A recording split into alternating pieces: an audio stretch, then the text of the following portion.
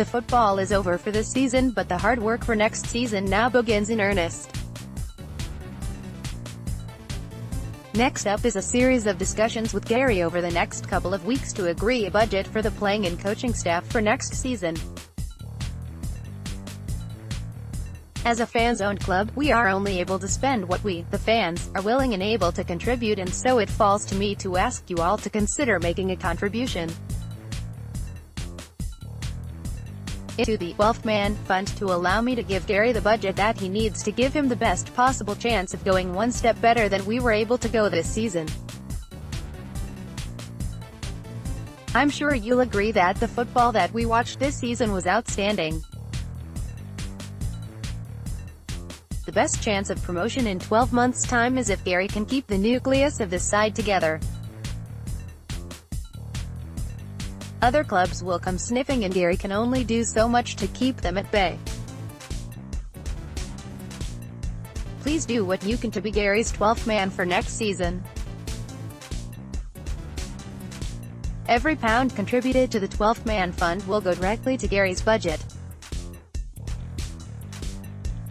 If you would like to make a contribution, one-off or on a monthly basis, please send an email to Simon Lawrence, simon.hendon@binternet.com.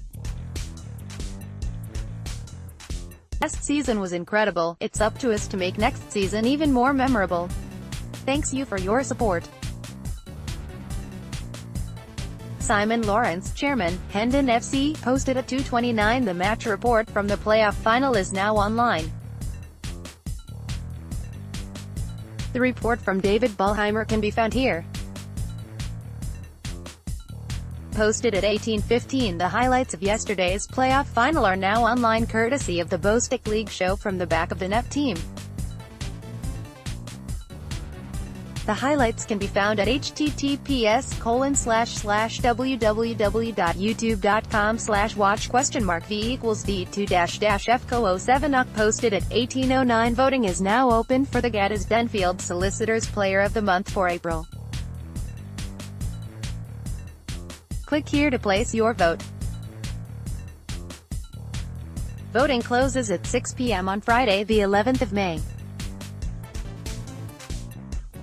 Posted at 21:34. The playoff final went all the way to penalties this afternoon, but the first team fell at the final hurdle to go down 4-3 to Dulwich Hamlet in the shootout, meaning that the South London club are promoted to National League South for next season.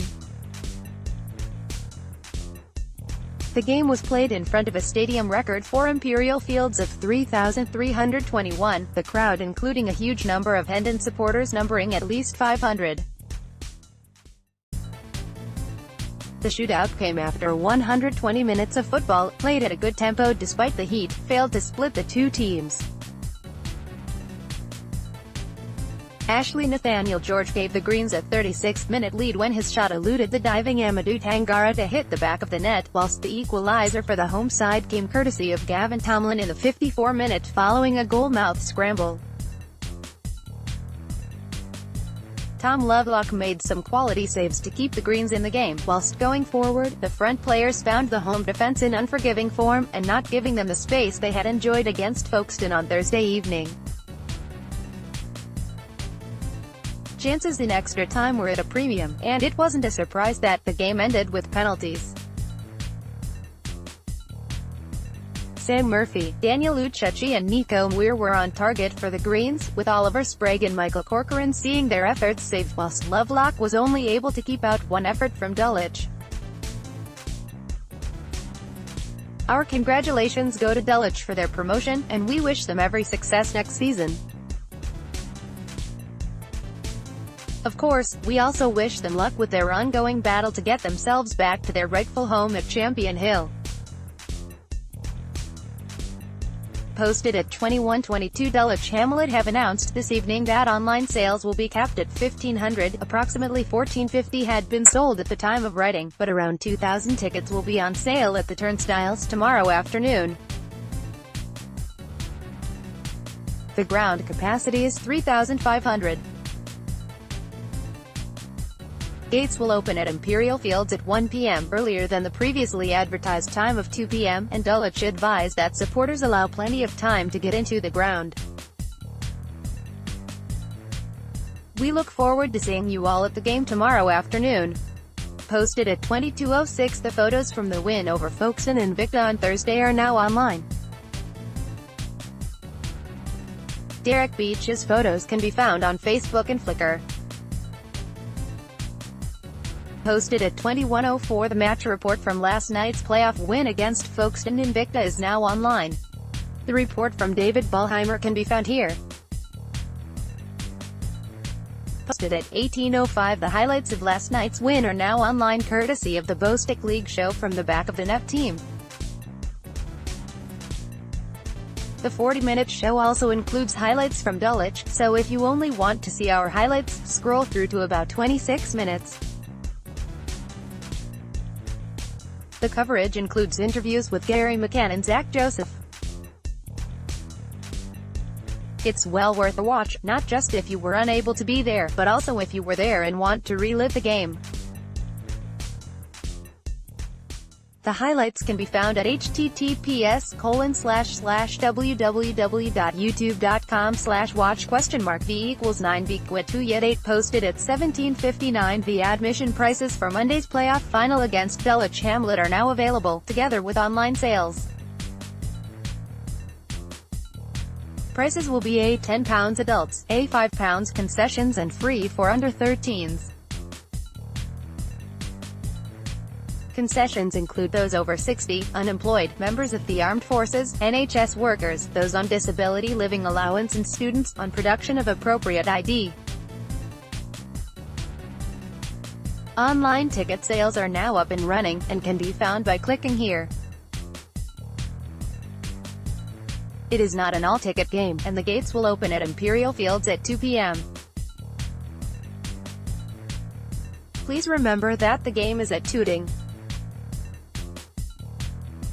Posted at 12:06. The first team reached the playoff final this evening after beating Folkestone Invicta 4-0, with the awesome foursome of Ashley Nathaniel George, Josh Walker, Nika Muir and Zach Joseph each scoring in the first half. That first half saw the Greens play some of their best football of the season so far, and the opening goal came in the 6th minute when Walker was put through by a great ball from Muir to lift the ball over the keeper. 10 minutes later, it was Nathaniel George's turn to score after the ball was flicked on by Muir. 2 minutes before the break, Joseph intercepted a sloppy pass by the Folkestone defense and curled the ball into the net, and just a minute later Muir was put through and he netted clinically to score his 40th goal of the season, much to the delight of the Hendon support in the crowd of 722. The second half was more even in terms of possession, although the Greens looked more likely to score. Folkestone did hit the post with a header, but otherwise rarely tested Tom Lovelock, who was protected superbly by the other awesome foursome, the back four of James Hammond, Ryan Bray, Arthur Lee and Oliver Sprague.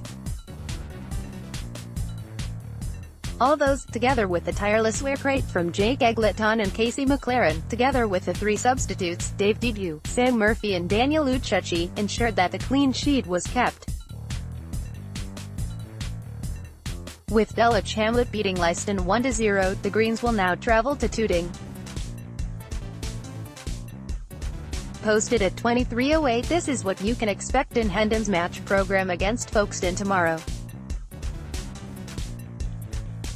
Gary McCann. Gary looks forward to the playoffs. Greens View, Daz Floor's program editorial, match reports, covering the Leatherhead and Leiston wins, the Greens in action, picks from our victory at Leiston 2015 playoffs, revising Hendon v Met Police and Margate, playoff results, annual Isthmian League Premier Division semi-final and final results, Hendon A to Z, an additional article by David Ballheimer, this one about youth team football, Hendon team photo, double-page spread of Hendon's starting team which won at Leiston, head-to-head, Folkestone v Hendon League results, Barry Williams, David B's tribute to Hendon's former manager who passed away recently, our visitors, history and player profiles of the opposition, plus, HFC fixtures and results, supporters trust news, stats pages, including the final league table, HFC appearances and goals, attendances, leading Premier Division goal scorers programs on sale at SJP tomorrow or by subscription for PDF versions to Eddie Edwards on hendon.ed@hotmail.com. Posted at 12:29. We are anticipating our biggest attendance of the season on Thursday evening when we entertained Folkestone Invicta at SJP, and additional parking has been secured to ease pressure on the roads around the ground.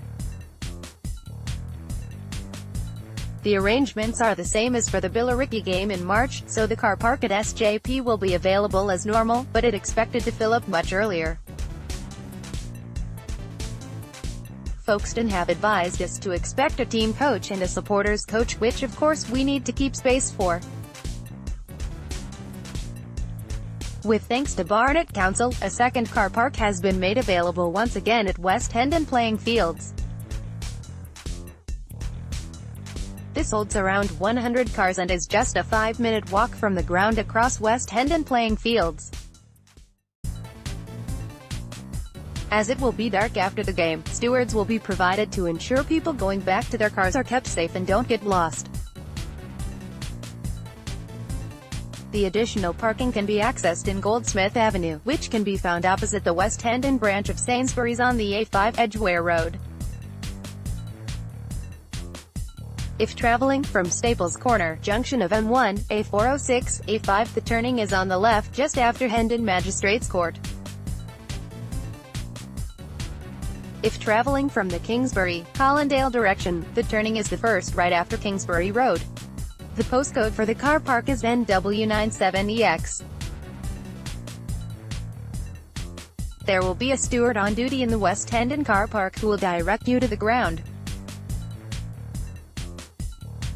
We ask all supporters to be considerate to the residents in the surrounding streets, and ensure that driveways are not blocked or access inconvenienced by inconsiderate parking. Also, please do not park close to the entrance to the SJP car park, so that there is space to allow the coaches to enter and exit.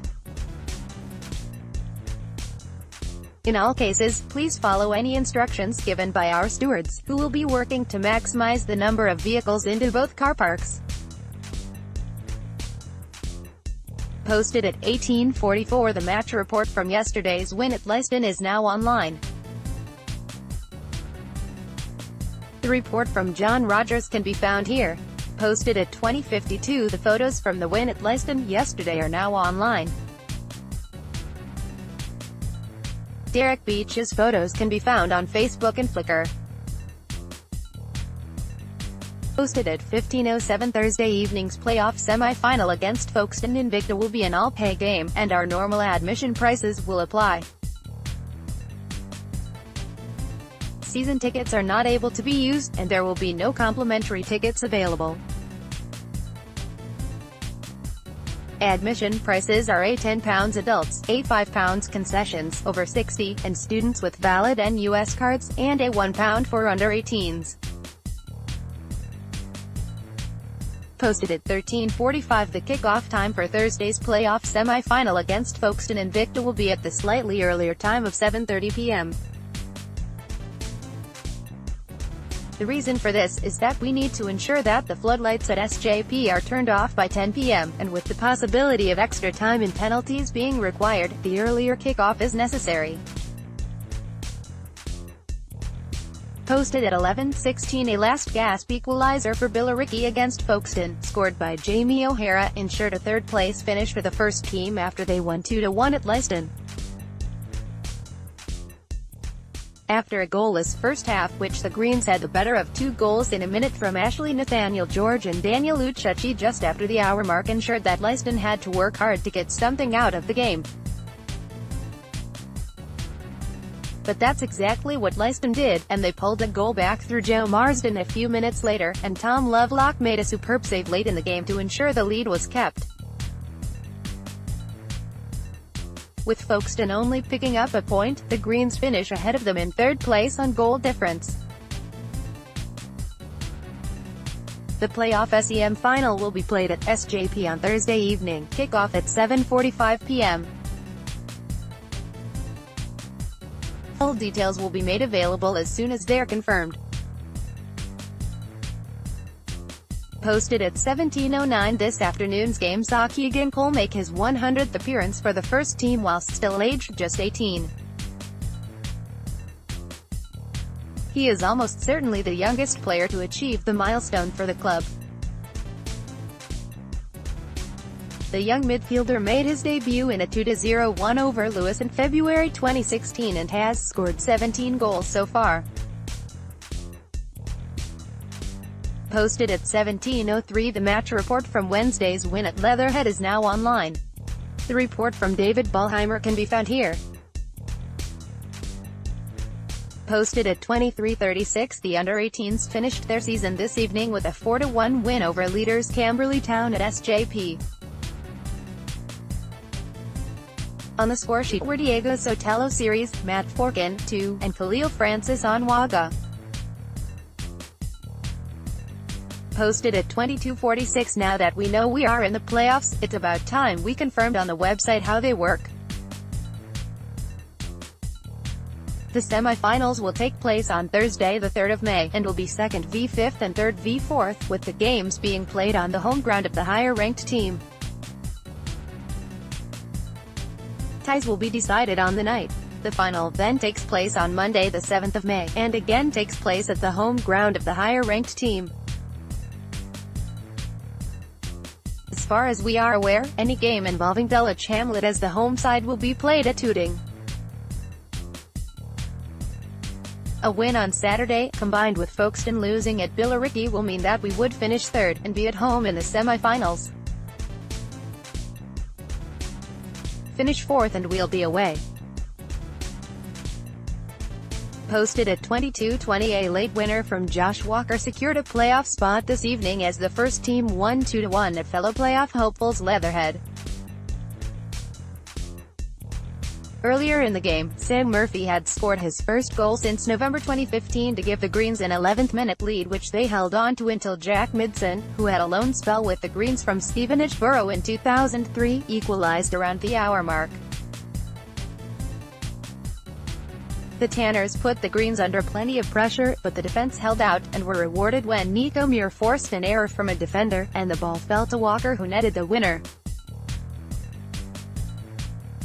Posted at 22:16, Billericay Town secured the league title this evening as they beat Harlow Town 2-0 at New Lodge, whilst our playoff rivals and opponents on Saturday, Leiston, won 2-0 at Needham Market to draw level on points with us. In the other game tonight, Harrow Borough won 4-0 at Dorking Wanderers. Next up in the playoff race is our game at Leatherhead tomorrow night, kickoff 7:45 p.m. at Fetcham Grove. Posted at 23:09, the under-18s were beaten 4-0 at Wealdstone this evening in their penultimate league match. Their final game is tomorrow evening when they entertain Camberley Town at Silver Jubilee Park, kickoff 7:30 p.m. Posted at 23:06, the highlights from Saturday's win over Merstham, together with a post-match interview with Gary McCann, are now available through HFC TV. You can access the highlights by going to HFC TV in the Other section of the website menu, or by clicking here. Posted at 18:23, we are delighted to announce that 2 testimonial matches have been awarded by the club, one to someone who has been a very important member of the playing squad for nearly 11 years, and one to be shared with 2 long-serving members of Gary's backroom staff. The player receiving a testimonial is Casey McLaren, who is our longest-serving player in the current squad, having joined us in the summer of 2007 from AFC Wimbledon, and injuries aside, has been a regular member of the side throughout his time with us so far. To date, he has made 355 appearances, scoring 51 goals, one of only 2 players to have broken the 350 appearance barrier since Simon Clark did so in 2002. The first member of the backroom staff is Gary's erstwhile assistant manager, Freddie Hyatt. Freddie has been back at the club since February 2006 when he took over from Andy Pape, and is a firm favourite at the club, just as he was during his 3 seasons as a player in the late 90s, when he made 163 appearances, scoring 18 goals. The second member of staff is our sports therapist Mark Findlay. Mark joined us in February 2007 from North Greenford United, taking over from Gary Anderson, whose later work included working with a GB bobsleigh team. Cass played a very important role, not just helping players through injuries, but also ensuring that the team is kept in the best shape possible throughout the season. Dates and opponents will be announced in due course, and we hope that all supporters will recognize these three great club servants when the time comes. Dave Didi will complete 10 years with the club during the summer, having joined us from Wilston Constantine in pre-season 2008, and so, hopefully, we'll be able to make a similar announcement in 12 months' time. Dave, of course, is the only other player to have broken the 350 appearance barrier since Simon Clark. Supporters will remember we had a testimonial for Gary McCann a couple of years ago. Testimonials, like loyalties, in football have become much rarer in recent years, so to potentially award testimonials to 5 members of the playing our management staff in 4 seasons is something all of us at the club should be proud of. Posted at 17:11 following their 3-1 defeat at Kingstonian this evening, Stainstown are now out of the playoff race. They were forced to play central defender Ben Martin in goal this evening after regular keeper Connor Houdet suffered a broken bone in his hand over the weekend. Tomorrow night, the key game for the Greens is the Suffolk Derby between Leiston and Needham Market. Posted at 21:41, it is with sadness that we have learnt this evening of the passing of former manager Barry Williams, who was in charge of the club in the 1992-93 season before emigrating to Spain. Barry, who is best known for being the manager of Sutton United when they beat Coventry City in the FA Cup in 1989, also had a spell in charge of the England women's team in 1991. Our thoughts are with his family at this sad time. Posted at 21:17, we are pleased to announce that a £150 has been raised in memory of Dermot Drummy through the Bucket Collection on Saturday afternoon and through online donations. Therefore, we will be donating a £75 each to the Samaritans and to Mind in the next few days. Thank you to all those who made a donation in Dermot's memory. Posted at 17:22.